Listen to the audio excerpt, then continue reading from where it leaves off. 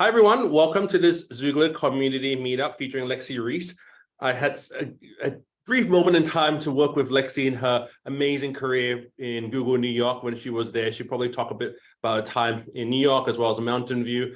I'm so glad a lot of you have decided to join. It's one of the most popular sessions this year, and also throughout the whole 8-year community that we've been doing these events. Not only did Lexi finish up at Google as a VP, she went on to Gusto as Chief Operating Officer.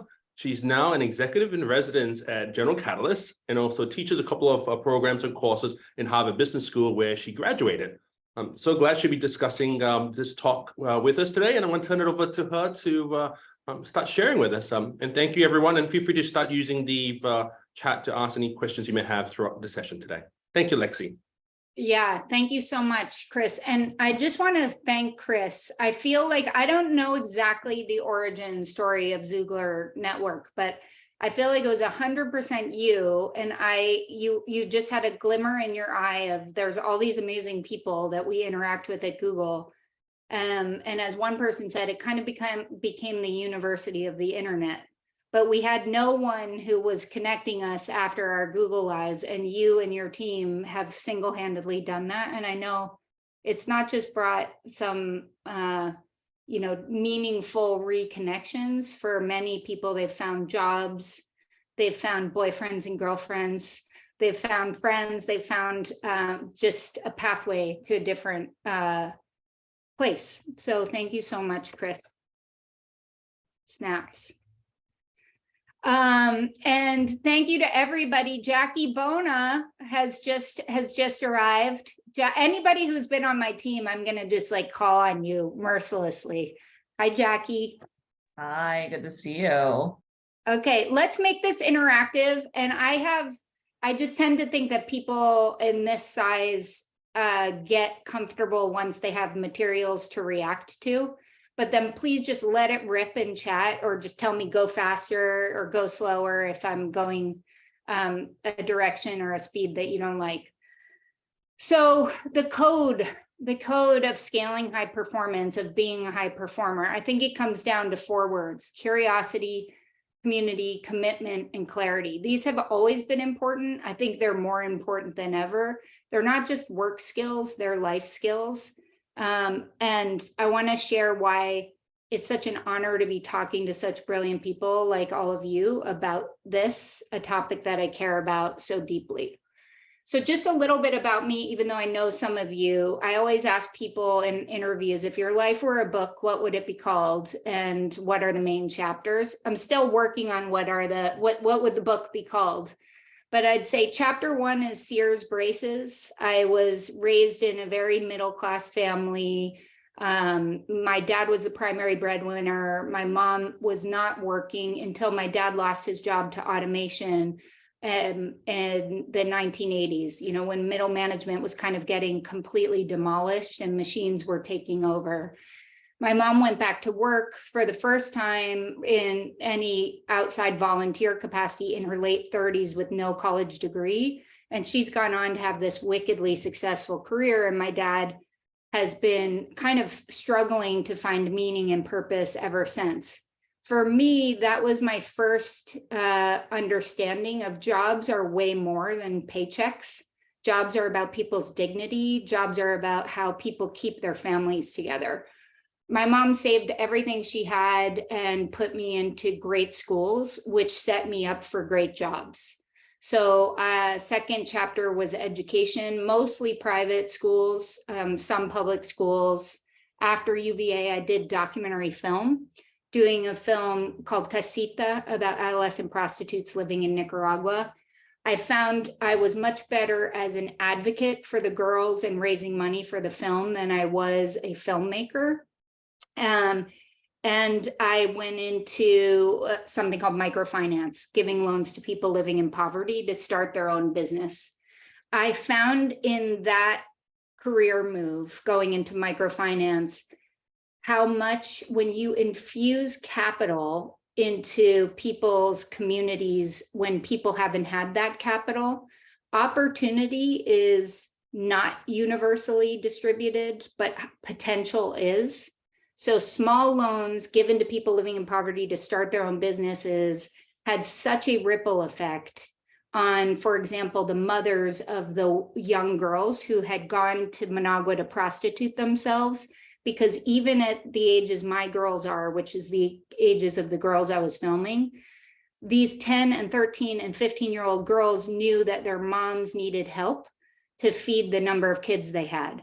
So if you flipped that and said, how do we get the mom access to more resources, which microfinance did, you could change the trajectory of not just the mom's life, but her family's life.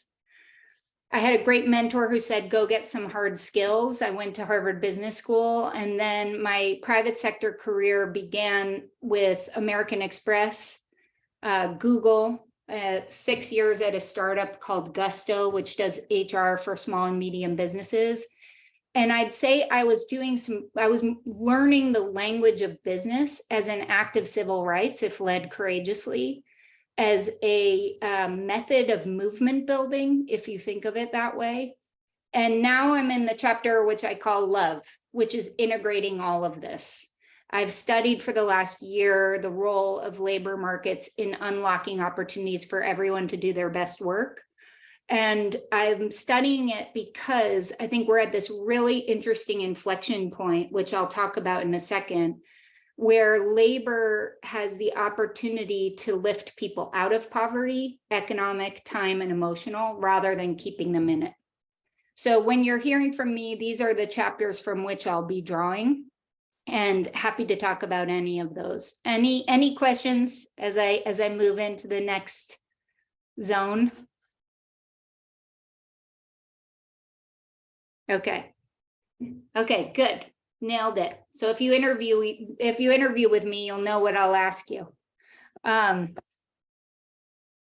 Okay, so in studying the labor markets, I've talked to probably 100 to 150 Fortune 1000 CEOs and way more small and medium businesses. And one thing that is clear is people are not in a mode where they want to leave a company. They break up with you because your culture is toxic. They feel insecure on the job. Innovation levels are so high, and we'll come back to that because that's counterintuitive for tech companies. You fail to recognize employee performance, or you're a bad communicator. Often these things are interconnected, but the rankings here are ranked against compensation. So you've all left jobs, I have too. More often than not, you say, it's me, it's not you. I'm not running away from you. I'm running towards something. It's about comp. The reality is people will not leave their job or their relationship if they feel well supported, well recognized, and communicated to authentically, empathetically, and logically. This is especially critical for CEOs and any leader to understand if you manage teams, because despite the big headlines of tech laying off workers, structurally in our country and in most 28 OECD developed countries, labor scarcity is here to stay. Demand for talent with rapidly evolving skills will continue to outstrip supply of that talent. Why? Demographics, we're getting older. COVID, people have died. Immigration, we're closing borders. Right now, the US is missing 3.5 million immigrant workers who would otherwise be supplying certain jobs that are not being supplied. Hence, you have all sorts of supply chain shortages down the line. So labor scarcity is here to stay. There is a new Bill of Rights, and the employee is the author of said Bill of Rights of what employees are looking for. And if employers don't fulfill that contract, employees will move. Second trend is worker insecurity. If people don't feel fulfilled, they're not able to fulfill their obligations, so organization performance goes down. Third trend, really fascinating. There's something called the Edelman Trust Barometer. Check it out. In 2023, they just released their latest results. The trend is even more profound. People across all the countries I just mentioned, their trust in government, in religion, in media, is going down, trust in my employer is going up. Not employers, my employer, which means if I work for Jackie, I trust her to help me navigate the world, not just my work world, but the world. By a 5-to-1 margin, employees expect their employers to have answers or a perspective on racial injustice, the climate, the political issues of the day, etc. So I felt when I was at Google as a manager or Amex as a manager early days, it was very clear my job was to be a manager for the business of the thing that we were doing, selling credit cards, selling ads. If you have felt as an employee or an employer or a leader of any kind that your job has shifted to be way more than that, like you're kind of a rabbi and a school counselor, and it's sometimes an in loco parentis, it's because it's true. It's because other institutions have failed people so significantly that community is often in the workplace what might have been in a community space like a church or a mosque or otherwise. It's pretty wild, right? Who's surprised by that? Do some thumbs up in the chat. If you don't do any emoji, then I'll just think you're not learning or listening. Okay, thank you. Thank you, Paul and Kelly. Okay, so against that, sorry, my prezo is going a little nutty. It's not allowing me to stay on slideshow.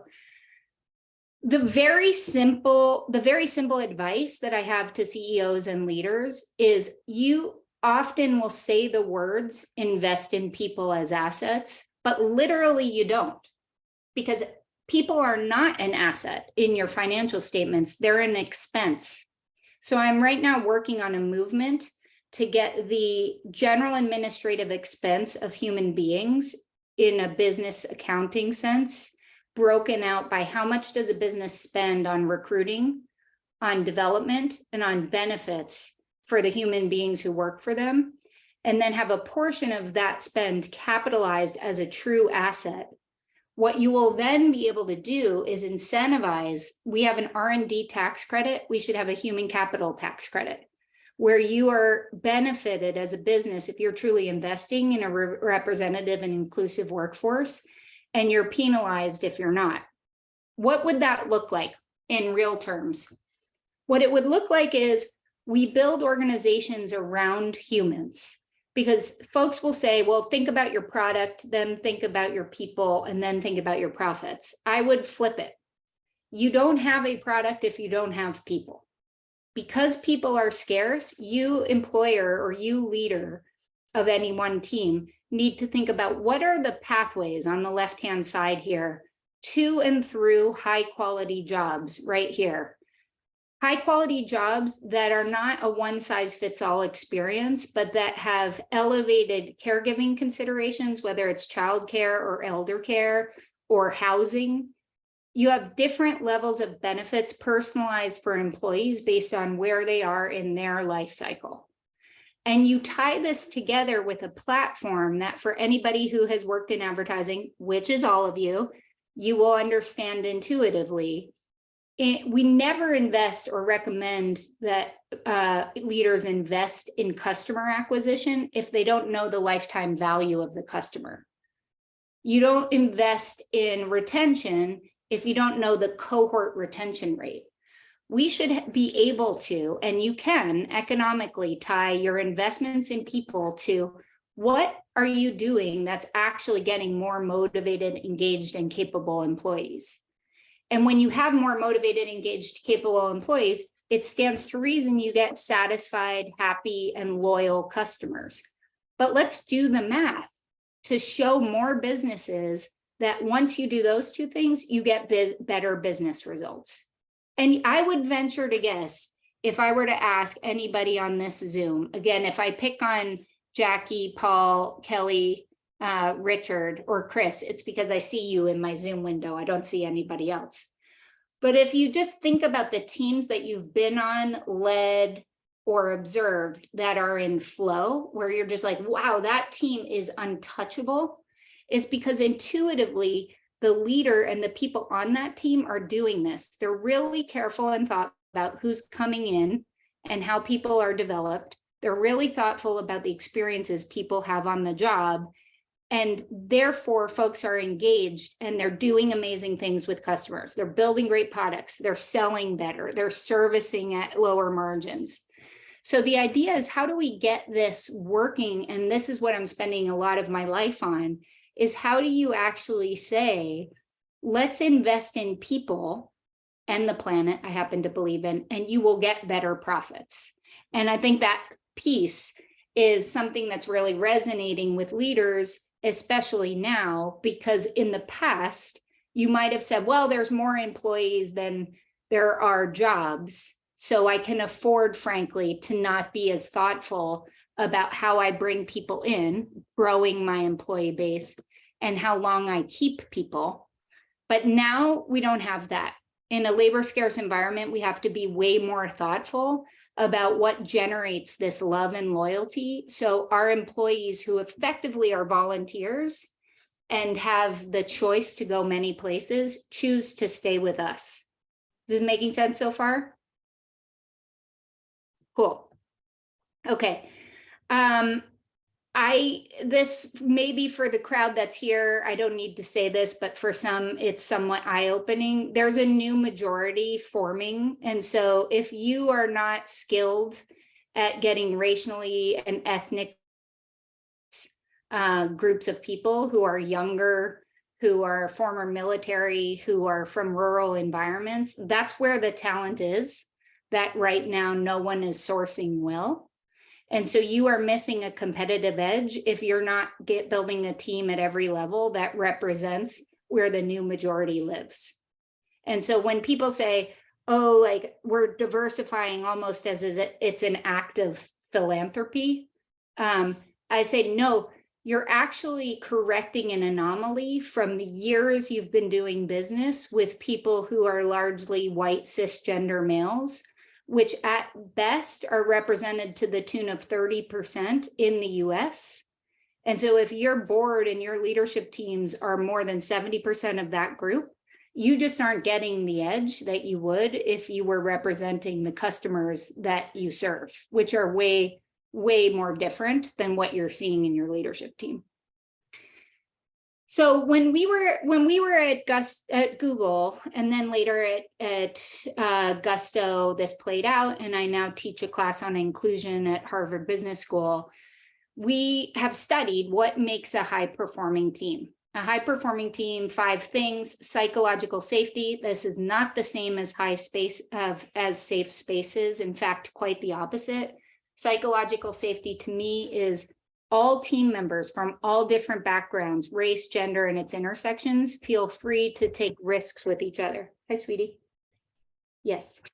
And be vulnerable in front of each other. Creating a core of psychological safety and following it up with standards that everyone shares that are equally high. So I depend on the folks around me to do work at the same standard, in the same way, at the same pace. Plus the structure and clarity of who's on first to do what. When those 3 things are working in concert with 4 and 5, work is personally important to me and work really matters to me. That is a humming team. That's an amazing team to be on. Too often people forget, or it's just a little bit the softer side of things, to analyze that the team lacks psychological safety. And probably you relate to this. I certainly relate to it and have been guilty about this.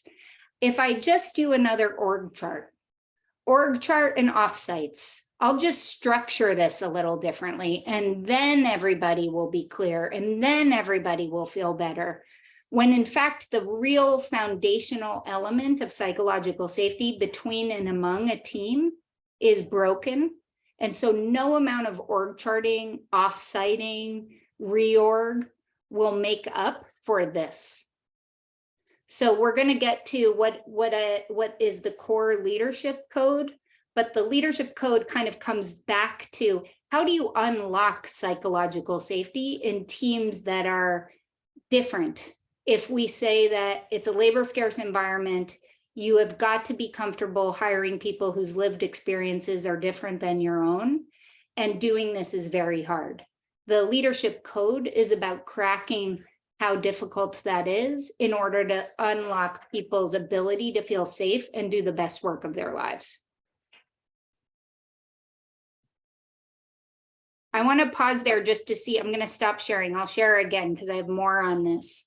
But let me just pause to take some questions. And one of the questions is Sylvia.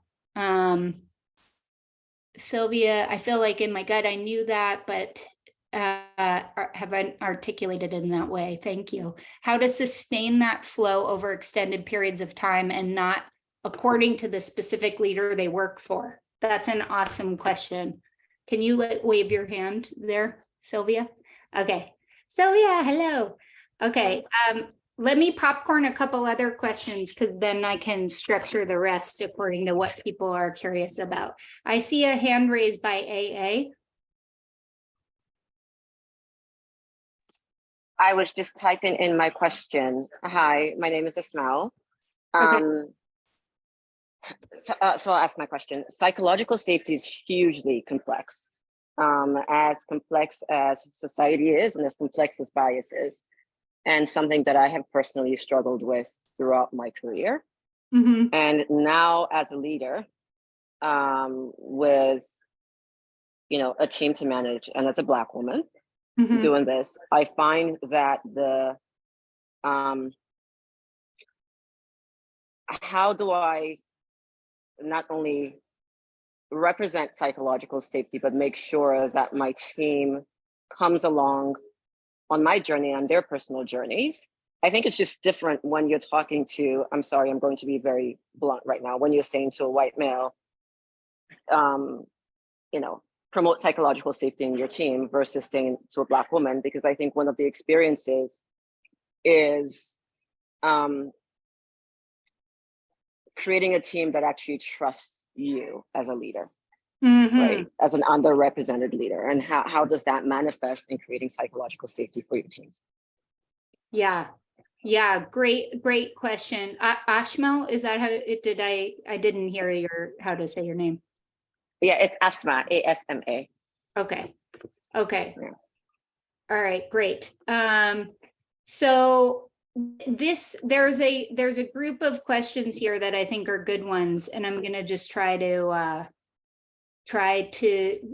group a couple of them together and go back on share, and then I'll come off and take more questions. But Meredith,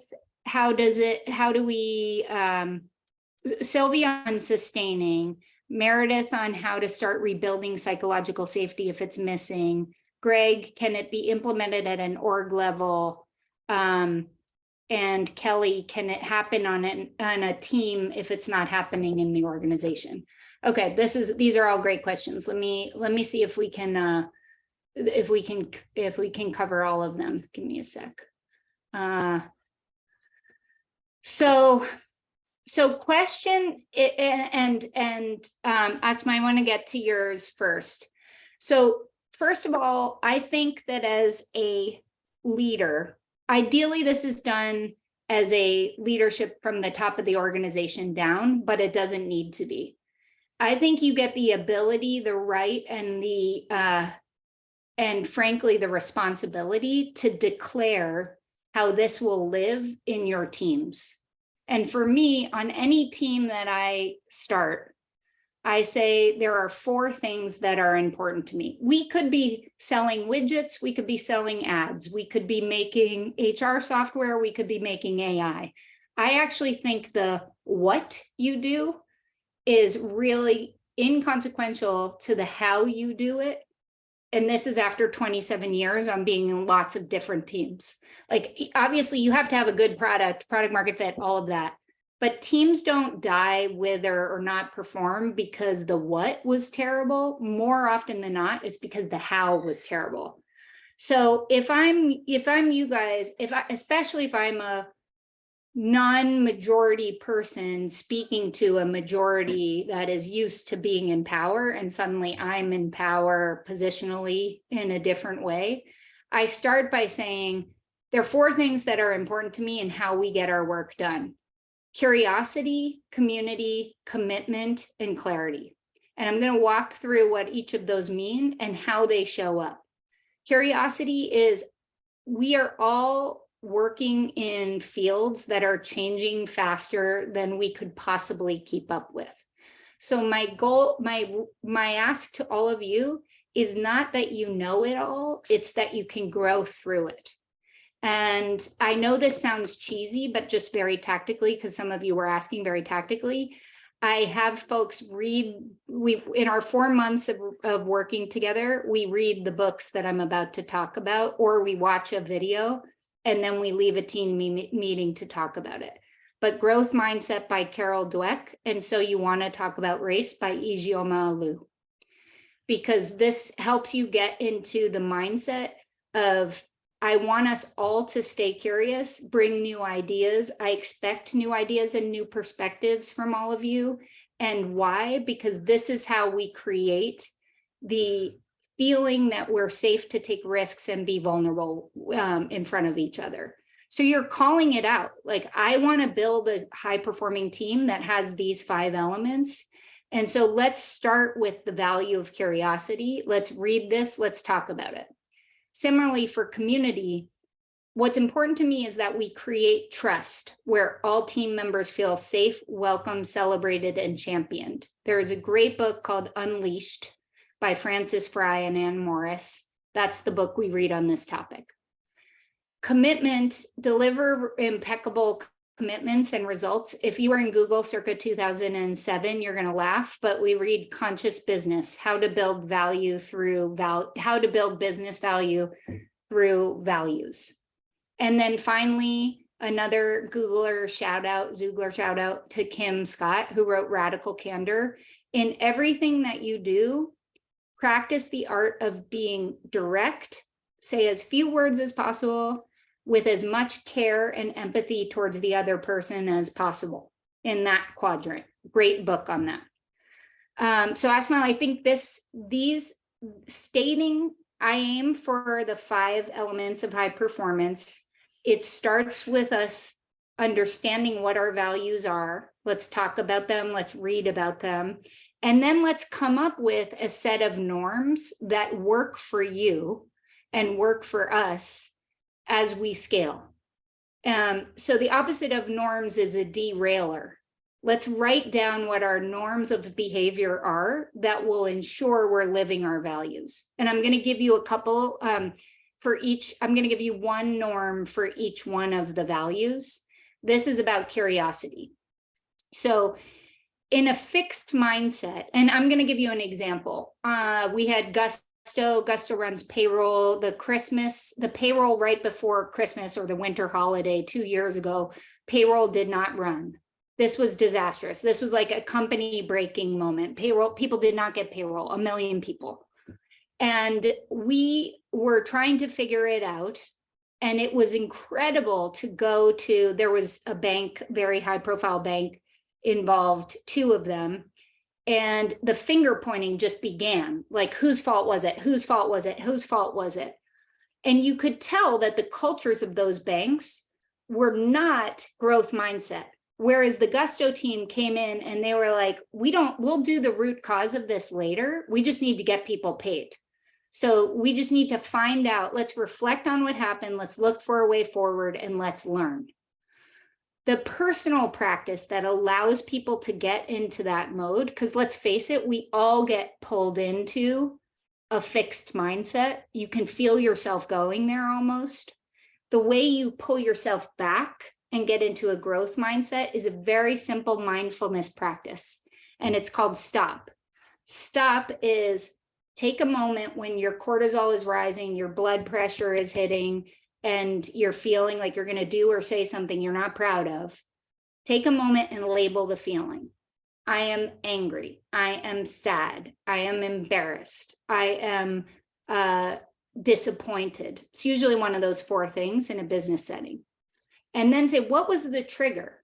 Well, the trigger could have been, I think so highly of Paul. He always delivers an amazing, impeccable product, but somehow he didn't. It was high stakes, and I'm feeling frustrated at him. But actually, on reflection, I'm feeling frustrated at me because I'm the leader. Why didn't I check in with him? And then observe, like, what was my part in this? What was the other person's part in this? And what are my choices now? How do I proceed? Do I call Paul out in the moment? Do I ask him to step outside? Do I not say anything? But then just act with consciousness. So this staying curious is so easy to say. It was important for me when I say leadership code, the things I'm about to show you is when everybody practices them in an organization, it is amazing how much weird tension and like awkward politicking that you can save. Pausing, any questions on this?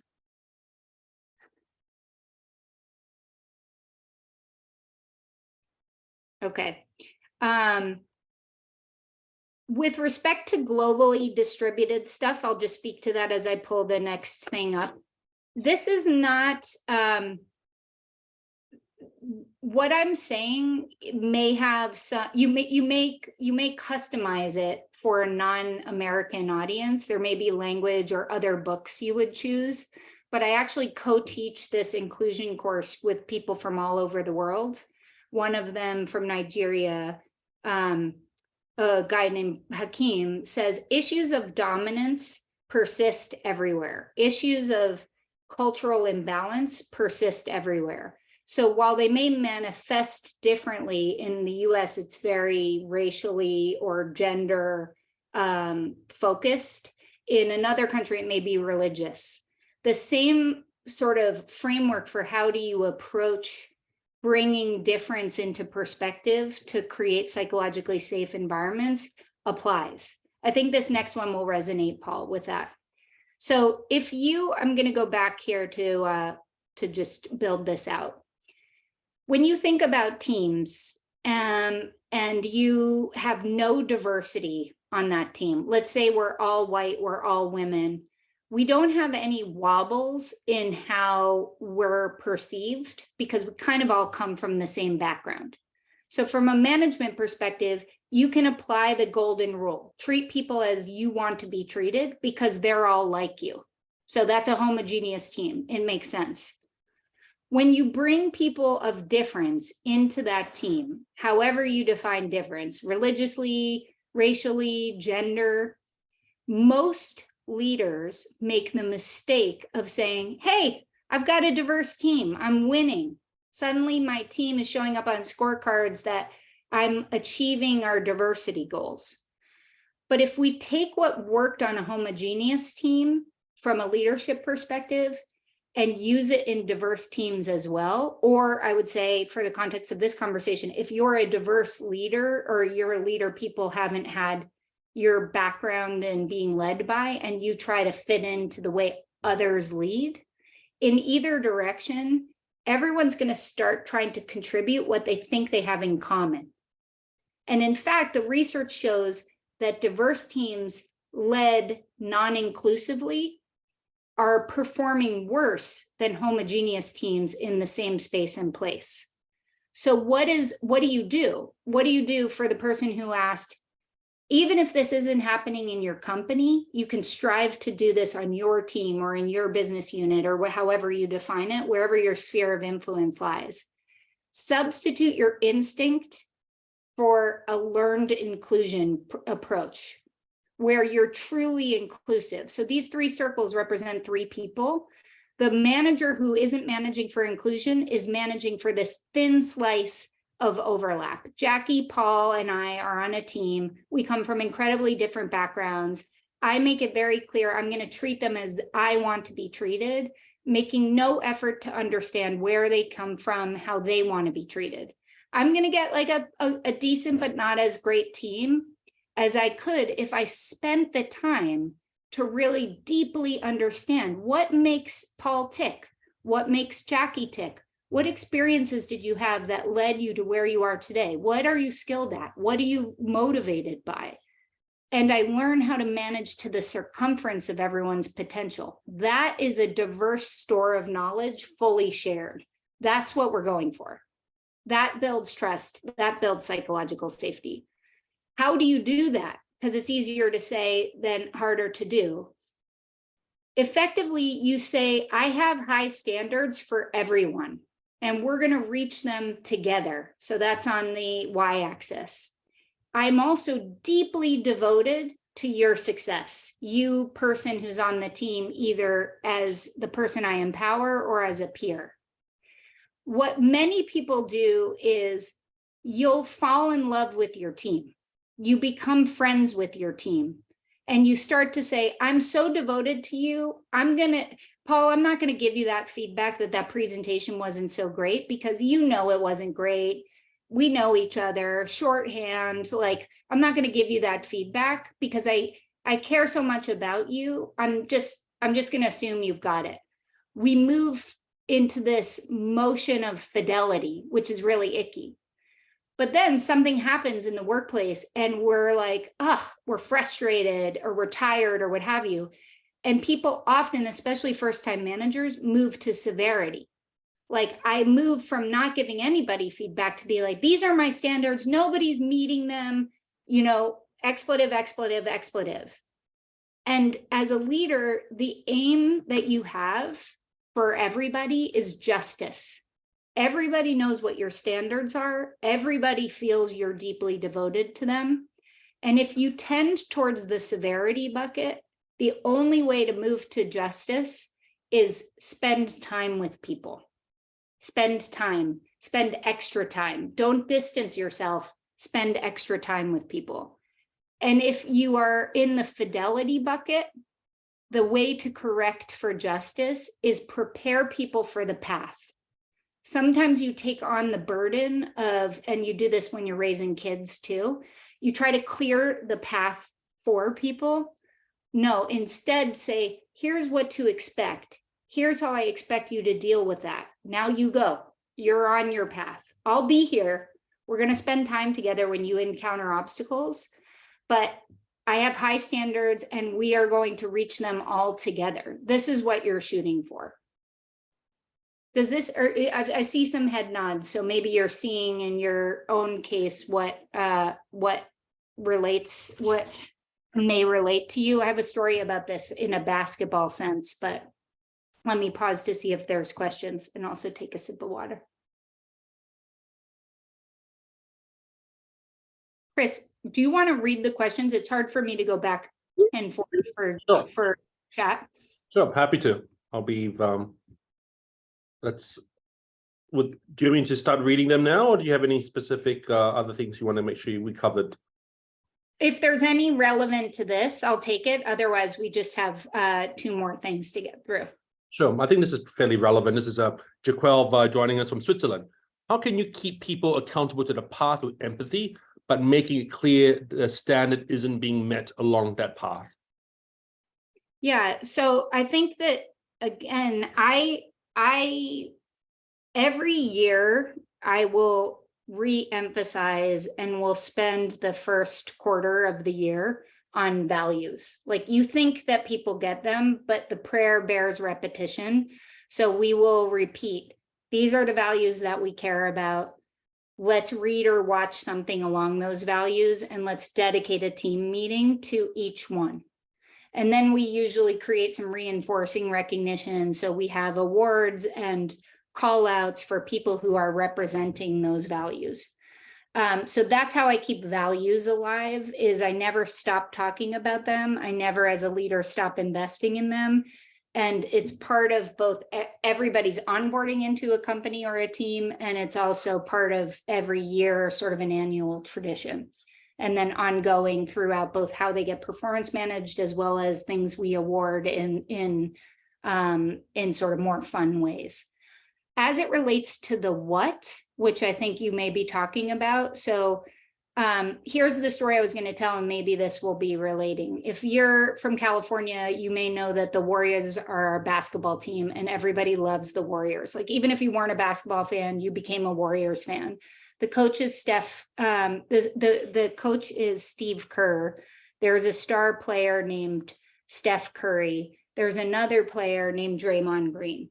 Steph Curry and Draymond are Black.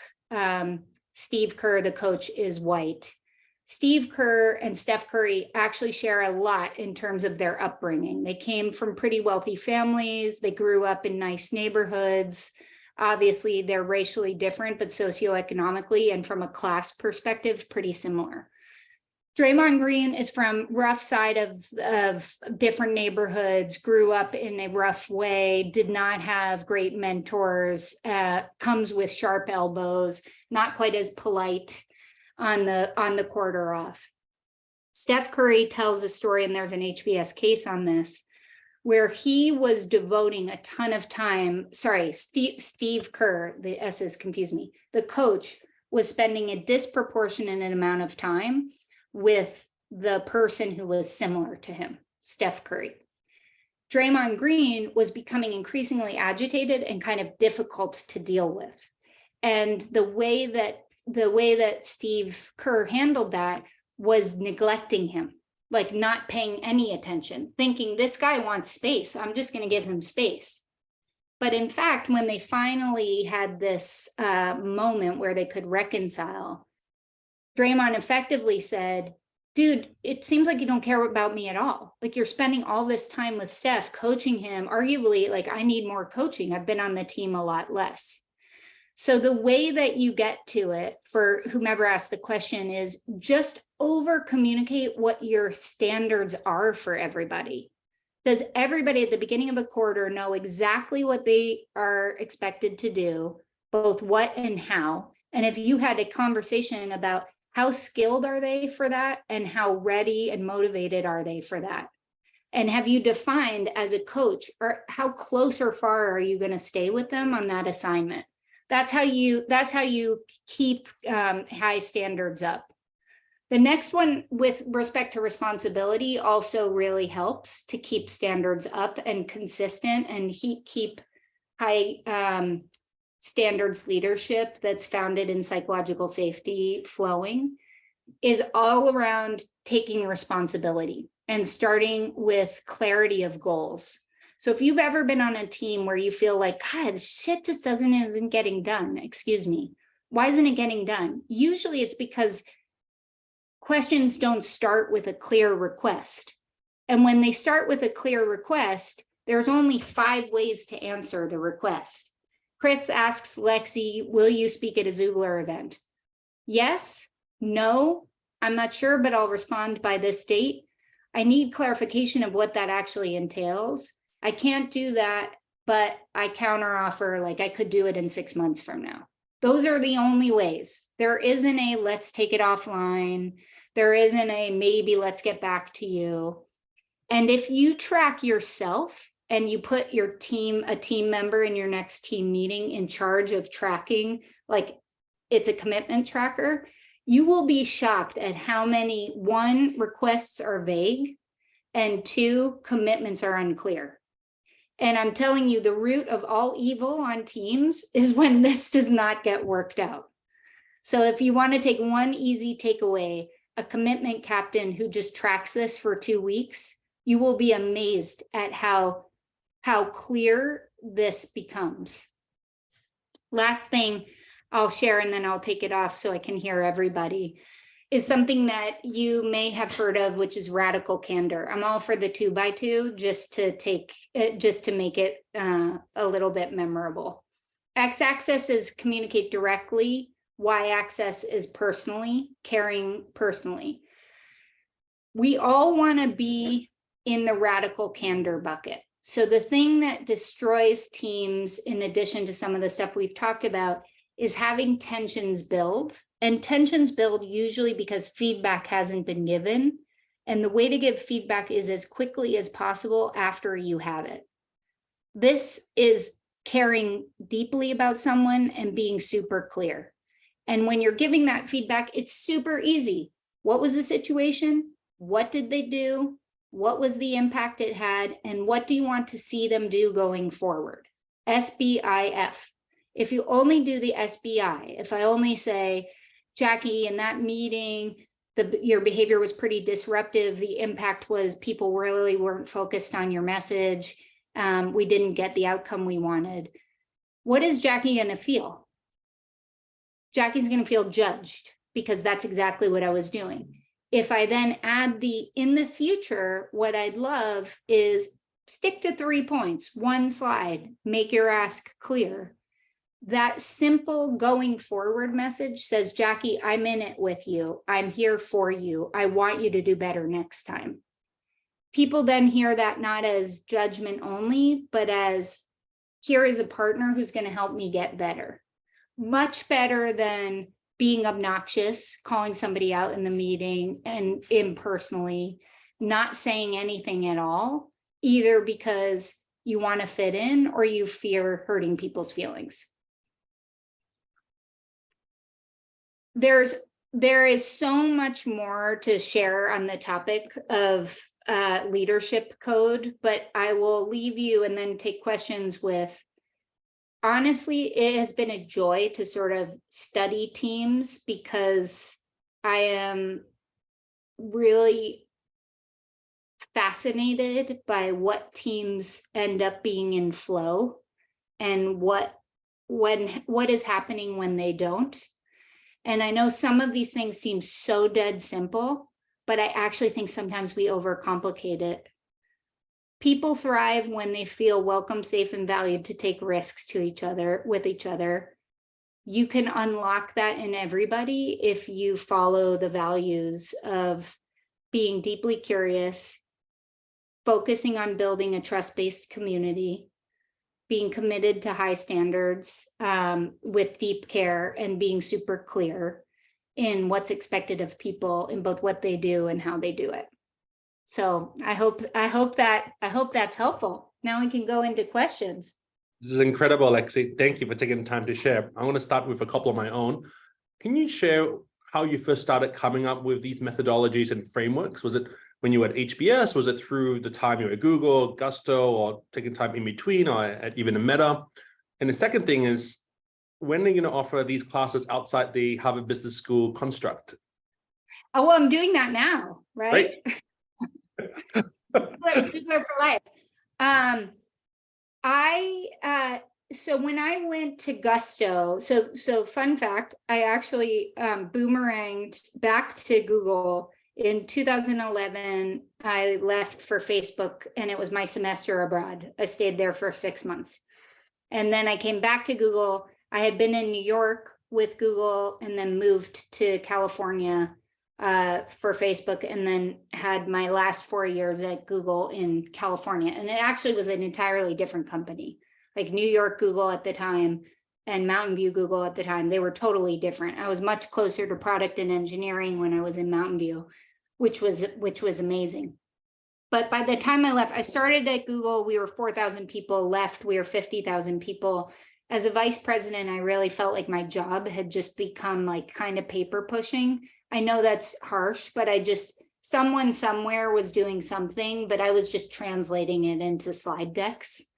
And there is value in that for sure. But I was wanting to challenge myself to go someplace smaller and kind of get that building experience again. I started developing written perspectives on what we're talking about when I was at Gusto. I started actually writing things down because getting to Gusto was so humbling. I realized, oh my God, how do you build brand when you have no market share? How do you build market share when you have no brand? I thought I was a really good recruiter and leader, and you were nice to say that, Chris, in your note about this session. But I realized it was actually Google that was a good recruiter, and the paycheck of Google that was a good recruiter. As it turns out, nobody really wanted to come work with me. So I really had to roll up my sleeves, and with every question I had, I would ask 7 people. Why 7? It was just a manageable number. And I would kind of start to describe my answer to whatever question I was seeking. And one of the questions I kept asking in multiple different ways was, what's the difference between a good team and a great team? And out of that question, asked in different ways, different flavors over the years, came this. I would say post summer of 2020 and COVID, and really thinking even more deeply about why I felt like, despite the fact that Google supposedly had this great DEI program, we really were super performative and not deep on issues related to race and equity. I really started to put energy into the question that was asked about, if you're representing a population that is not the majority population, how do you feel safe on a team to contribute your best? And how do you bring the best out of people who are different than you? So the perspective was rounded out in the last, say, 3 years. And this inclusion course was a manifestation of that. The students there are very lucky. I'm sure there's a lot of people here with questions. Who wants to go next?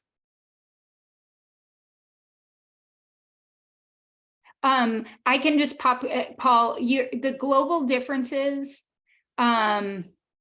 radical candor isn't effective when we're dealing with high context cultures. Yeah, I mean, my perspective on that is, it isn't when you take it in the really like Americanized version of it, you know, like, and I think there's nuance to being direct, right? But I think that you may take 3 paragraphs instead of getting to it at the topic sentence, and you absolutely have to understand person's context and also your place in whether you're the right person to deliver the message. So I think it's fair to say, while radical candor applies, different cultures require you to think a little deeper than perhaps in the US context about how and when you're exactly that direct with whom. Do you think that's fair? Yeah, I think that's fair, like on an individual basis, but like if you're in a team setting, whether you're in person or through virtual conference calls or whatnot, it's hard to kind of be one way of like pure directness and with empathy and kindness in front of a person who comes from a culture that may not value that so much, right? So then when you're off on a one-on-one and having that conversation, then which one of you shows up versus like which one the receiving team member thinks is speaking to them. Does that make sense? It does make sense. I'm letting the dog out while I'm listening to you, just so you guys don't have to witness an uncomfortably candid accident. That's why I think the exercise is, these are my values, this is my code. I think it does apply across contexts, but what I think changes is the norms that you agree on as a team. So this is a code, these are norms. You could use them and then modify them with your own team and your own context. What I think is actually deleterious for teams is if it's Jekyll and Hyde and it's inconsistent and people aren't expecting it. So if I'm on a team with a bunch of folks from China as an example, I will still say, hey, here are our values. As a team, these are important to me, the leader. This is how they normally show up, but let's make this work in a way that works for everybody.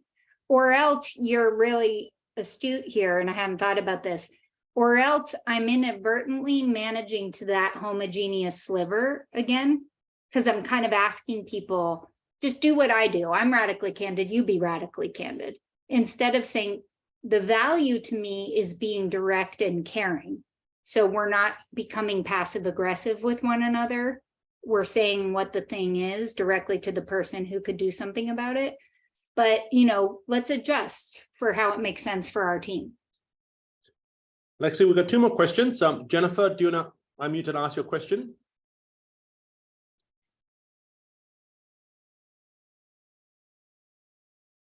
Yes, sorry, I'm coming.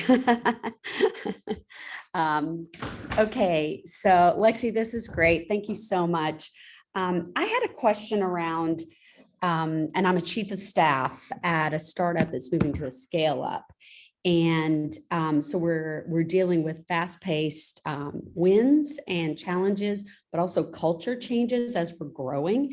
And I guess one of the questions that really I've been thinking about is how can executive level colleagues help improve a fellow executive's perception across the org when you know that that colleague is on mission, but it isn't clear to the lower ranks and it's actually causing division? I just put in chat, Jennifer, a link to my chief of staff wrote a whole series about chief of staff and scaling that you might be interested in. So that Maggie Chow, it links to a bunch of other things. And she may be a person for you to talk to because we've dealt with those issues. I don't know that I have time to do that question justice, other than to say, for all executive teams, I think you don't want to have the dreaded feedback triangle. Like every executive team should have, each one has a role charter that says, here's what each person does. Here's the KPIs that person is responsible for. Here's the decisions that this person either owns, influences, or vetoes. You redo that role charter once a year. And in each role charter, it should have the values, either the ones I just described or the ones that you've agreed on as an organization. So you have the what and the how on one page for each person, including the CEO, whose role changes year to year. And then once a year, you give each other feedback directly around a table in person. And you basically say, comment, compliment, complaint. Like, here's a comment on how you're doing. Here's a compliment on how you're doing. Here's something I would like you to do differently. And you call it a complaint because it is. You're like, you're an asshole. Like the bottom line is like, you're a really good salesperson. You're kind of a jerk to be around. That's the honest answer. And then others say yes or no. It's not a gang up session. It's just a like, let's take the air out of the balloon that we have to give the feedback to the boss who will give it to the person. Now, I will say that the boss needs to have created the conditions for high trust for that to work, but that's how I would go about it. And the final question goes to Aki from Singapore. Aki. Thanks, Chris. Hi, Lexi and everyone. And thanks for the awesome chat. I think just maybe more of like a fun talent question, which is what, if you look back at some of the folks who were in and around those years at Google, specifically, like even if you niche down to like OSO, right? Online sales and operations, Lexi, I feel like, and you normalize for the bar at Google was high, for sure. But it still feels like y'all went and punched way above your weight with the things you did there and have continued to do. And Russ and Kim have come up in the chat. There's so many examples. Like, what do you, looking back, would you attribute that to most from a talent standpoint, of the density of talent that was there? And is that fair? You know, I'm going to say something controversial. It was pretty homogeneous. It was pretty homogeneous. Like we in the spirit of, had we really reconciled with getting people who were truly different from, racially, we had some difference, but it was pretty homogeneous. Internationally, yes, we had some international differences. Gender, we did-ish, but I think it wasn't managed for inclusion. It was managed for sameness. And that works. It does work for a business, but I will tell you, it masks a lot of not so great things. And we had a money minting machine in Google AdWords that all of us, frankly, took later credit for, of like, well, I developed the Google Boston team. And sure, I was there. I hired 150 folks very quickly. And I'm grateful for the opportunity and that Google gave it to me. But we weren't really ever worried of like, were we going to make payroll? What we were overpaying for talent. we had opportunities to invest in people's training and development. So it was a little bit artificial, if I'm honest. And I am so happy for the experience because we did find great people, and I'm still friends with most of them to this day. Some of them are on this call, but I'm not sure we pushed ourselves in the way that if I had to go back and do it again, I would have insisted we do, because this is much easier actually to think about when you do have a lot of resources than when you're under the gun of like, oh, I've got to get payroll, I've got to ship product, I've got to what have you. So it's probably like a hard one for me to answer succinctly. But I think that is the honest answer. We also all very young. We did not have children. We did not have elder care considerations. We were like in a sweet spot in life where all we wanted to do was work. And that's pretty much all we did do. So final question, Lexi. What has been so helpful to the whole community for us? What can the community do for you, Lexi? What are your plans next? How can we be useful to you? Honestly, I think there's only love for me for what I said in the beginning. I really believe. I think the pathway that was opened up to me by education, which led to the amazingness that is Google, which led to so many other things. Like, I think that those are pathways I want to create for everybody, and I think they're closing for a lot of folks. So what can you do? Just, think hard about this code. Think about how you live it. Think about sharing it with others.